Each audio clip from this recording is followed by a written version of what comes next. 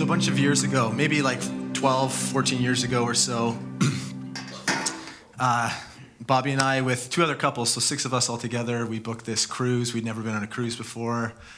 It seems like some people are cruisers, like that's what they do for their vacations. We had never done it, and so we thought, let's do it. So the cruise was going out of Charleston, South Carolina. So we drove down. It was great. You know, the road trip, I love road trips, so that part was super fun for me. And we got there, and we get on, and we had, like I said, never been on a cruise before, so we were just like in awe of the size of this boat.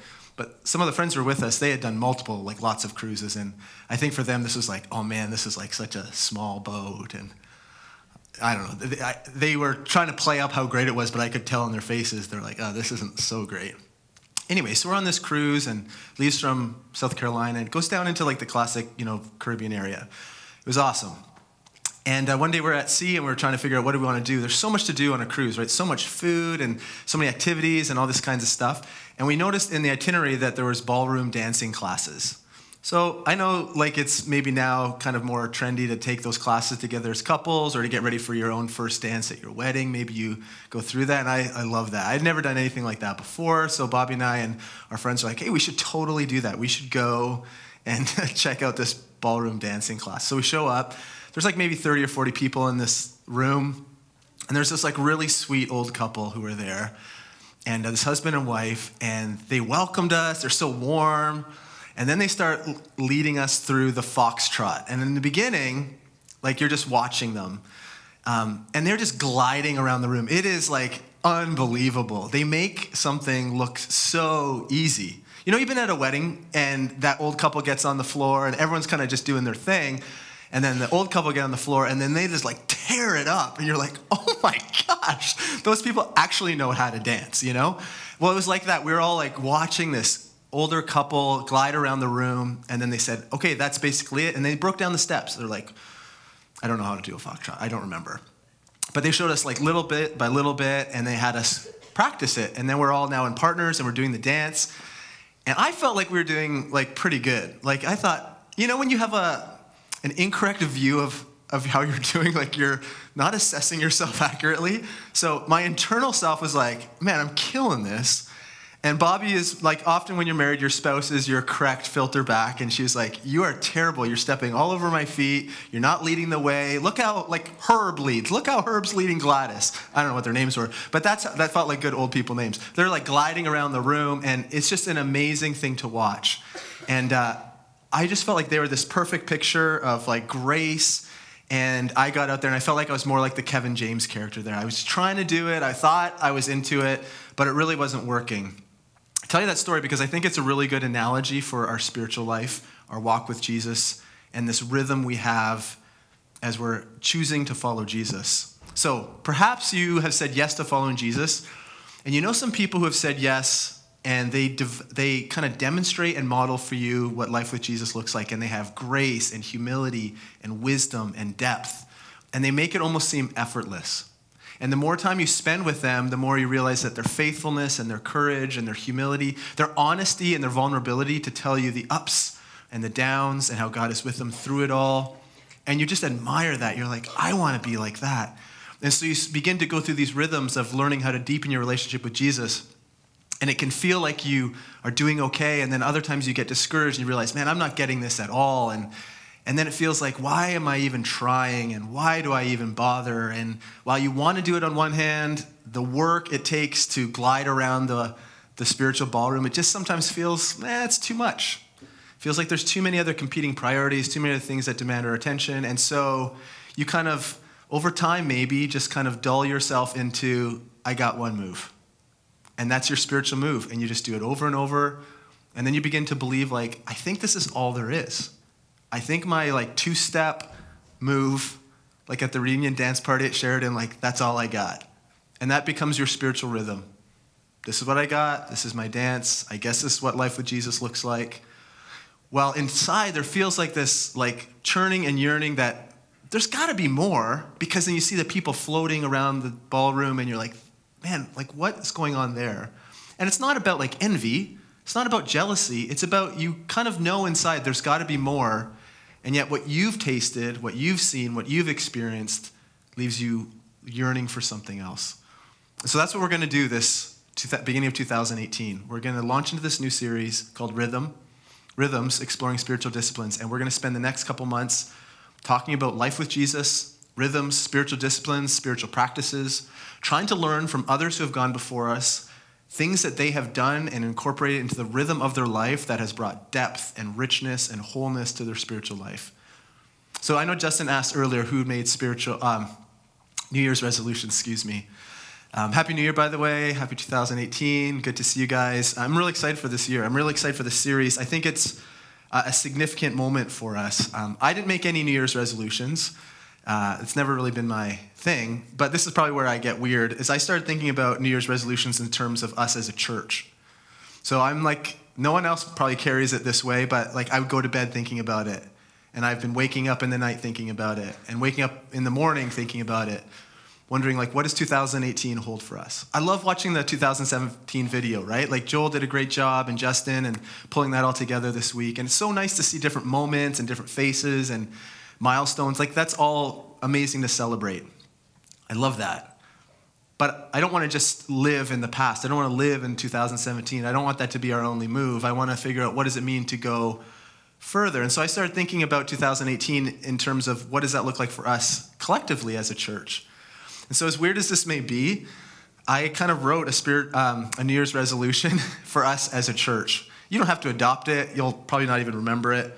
But I wanted to write it down because I felt like this maybe is an important thing for us to pay attention to. You know, when you start out, a few years ago when we started establishing this church, when it was just a bunch of friends, I think the beginning stage of all that is like, can you even survive? Will anyone show up? Will we make it? Will we last? And every kind of year, you're like, man, we're still around, and people are starting to come. And that's not to say we've arrived. We have so much to learn, and in many ways, we're kind of fumbling around in the dark trying to figure it out. But we have found a little bit of a groove. But our identity can't be in what we've been. It has to be in where are we going and what's God going to continue to do in us as a collective community. And so that's what I've been thinking about. And so I wrote a little bit of a spiritual resolution for us as a church. And here's what I wrote. I think we have it on the screen here too. It says, this year we will fall more in love with Jesus.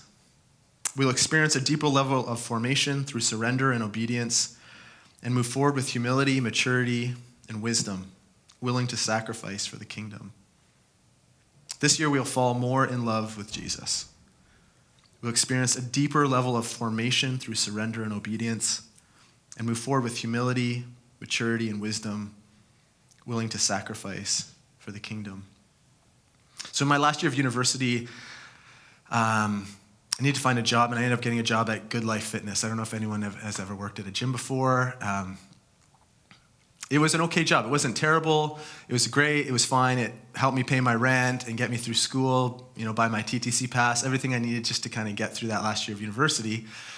And what I realized is I was terrible in the job, mostly because part of the job was trying to sell people personal training.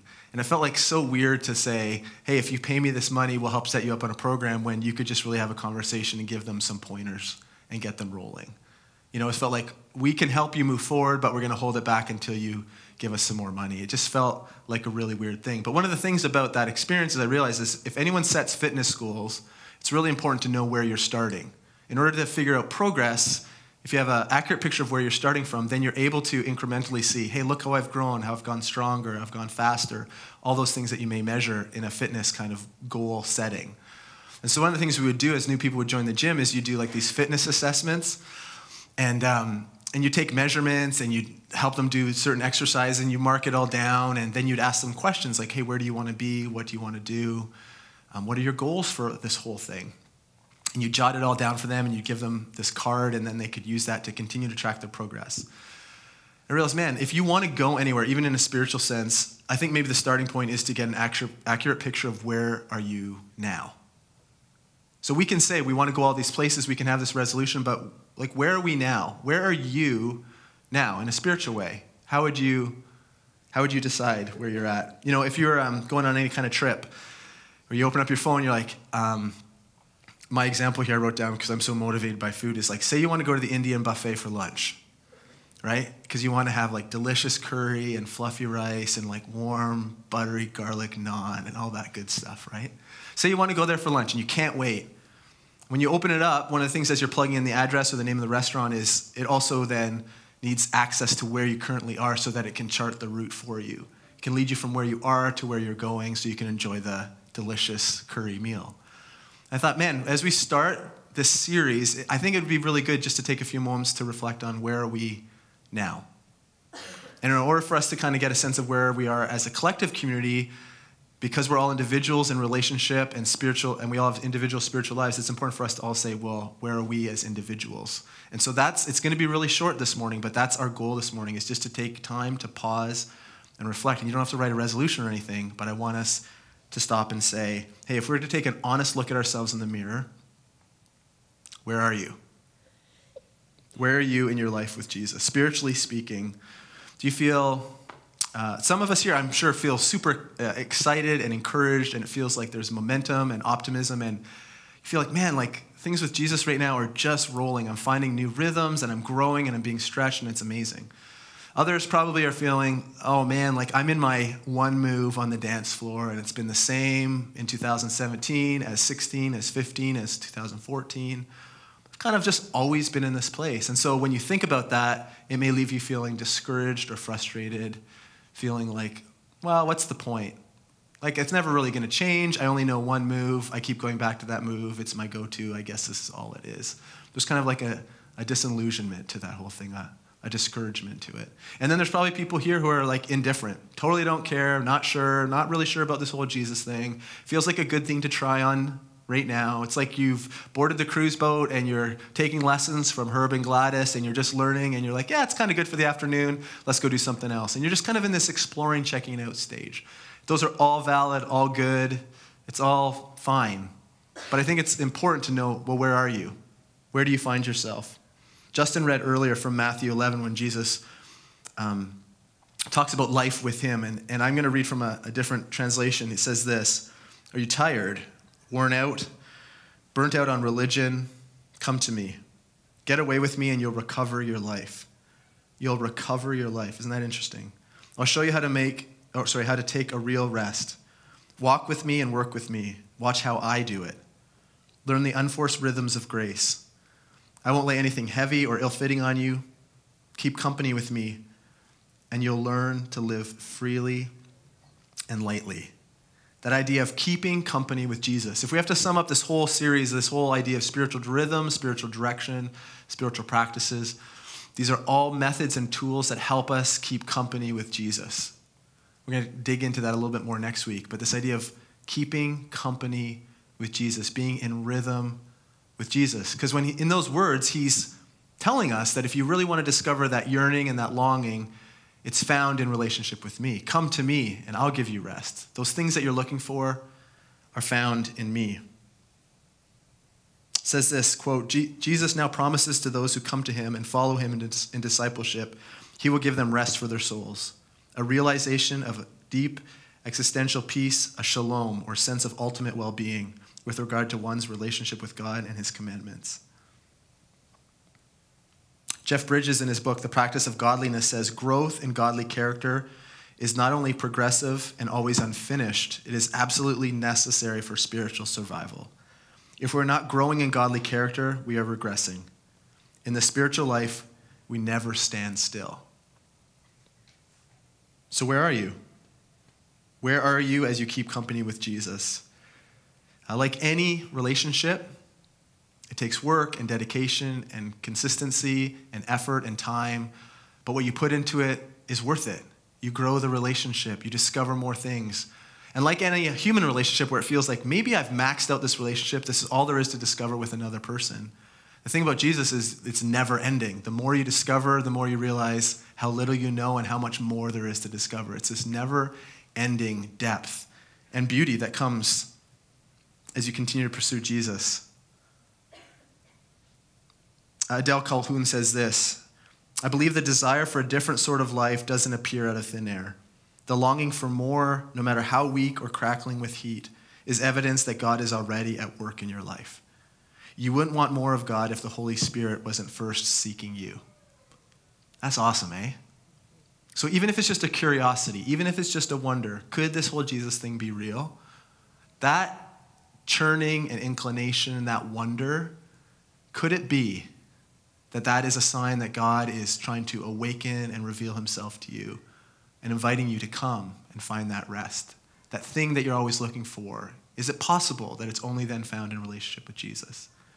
And for those who've already said yes to Jesus, who feel maybe frustrated or discouraged or like you're stuck in that one move, could it be that even the awareness that there must be more, that longing for something else, is an indication that God is inviting you to come? But out of our own free will, it's up to you. You get to choose. Are you going to learn the rhythms, the practices? Are you going to try new things, stretch yourself? Or are we just going to stay where we are? It's up to you. So here's what we're going to do. We're going to take a minute. And I like, if you don't already have your phone out, grab your phone or grab a pen and paper, whatever is best for you to take a note.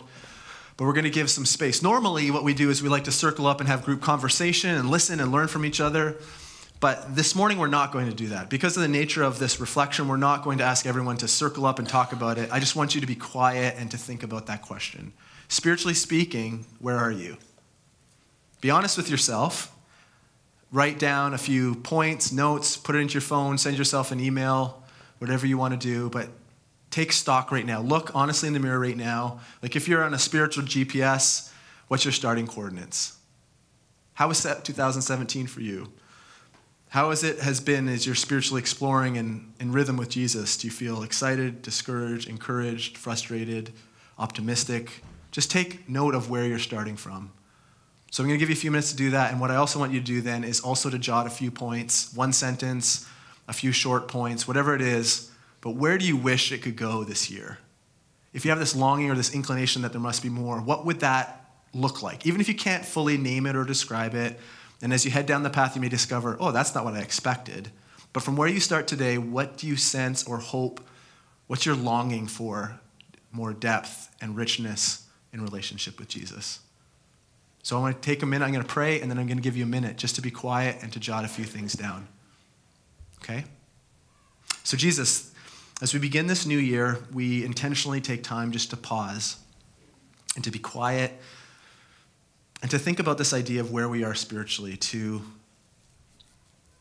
maybe even in this moment be courageous enough just to be honest about our own self-evaluation. And sometimes it's easy to have a wrong opinion of how we're actually doing. We think we're doing amazing, and we're kind of blind to our own shortcomings. And so I just want to pray that you help us, even in this moment, to have a more clear picture of how we're really doing, of what that really looks like.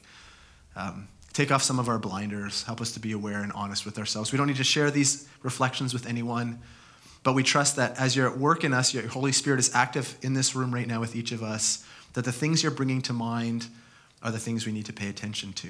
Maybe it's something we've been wondering or thinking about for a long time and we've just been ignoring. Or maybe it's a fresh new idea, a question, a picture, something you're dropping into our mind, or a memory that's surfacing up that's reminding us of something that we need to pay attention to. You say, come to me if you are weary or burdened, and I will give you rest. God, this rhythm, this life with you is something we want to explore and be intentional about over the coming weeks and months. Because, God, I believe there's so much more for us to discover as individuals and collectively as a community here that call Reunion home. So even now as we're quiet, as we're typing things, God, lead us. I pray that this is a significant moment for us where we just take stock before we begin to get busy talking about ideas and practices and rhythms. We just want to take stock of where we are. So we invite you into our thoughts and our reflections even now. Amen. Take a few minutes. Just a short verse from Psalms where King David is writing. He says, O Eternal One, this is Psalm 86. O Eternal One, guide me along your path so that I will live in your truth. Unite my divided heart so that I will fear your great name. Bring all those fragmented pieces back together so that we can walk along the path, walk in rhythm, in God's cadence. I think that's a good prayer for us. I want to invite you to stand. There's this amazing book called Guerrillas of Grace. It's a book of prayers that I've been using over the last year. We'll talk about this when we talk about prayer. But sometimes praying other people's prayers helps us to pray in a whole different way and be formed in a whole different way. So let me just first read part of this prayer from that book. I'll read it myself, and then I'm going to invite you to stand, and we're going to read it one more time, and you can join in. It's not one of those prayers that you have to say it. If you're not feeling it and it feels forced, don't say it. But when we read it the second time, if it feels like something you want to pray out, I invite you to join me, and then Justin and the crew are going to lead us in some singing. So here's the prayer. And Justin, you guys can come now. It says this. The prayer is called, Let Something Essential Happen to Me. It says, "Oh God, let something essential happen to me, something more than interesting or entertaining or thoughtful. Oh God, let something essential happen to me, something awesome, something real. Speak to my condition, Lord, and change me somewhere inside where it matters. A change that will burn and tremble and heal and explode me into tears or laughter, or love that throbs or screams or keeps a terrible cleansing silence and dares the dangerous deeds. Let something happen in me which is my real self, God." Amen. So stand with me, and if you want to pray this out, we'll pray it together before we sing some more. So with an attitude of prayer and humility before God, we say, "Oh God, let something essential happen to me, something more than interesting or entertaining or thoughtful. Oh God, let something essential happen to me, something awesome, something real. Speak to my condition, Lord, and change me somewhere inside where it matters. A change that will burn and tremble and heal and explode me into tears or laughter, or love that throbs or screams or keeps a terrible cleansing silence and dares the dangerous deeds. Let something happen in me which is my real self, God."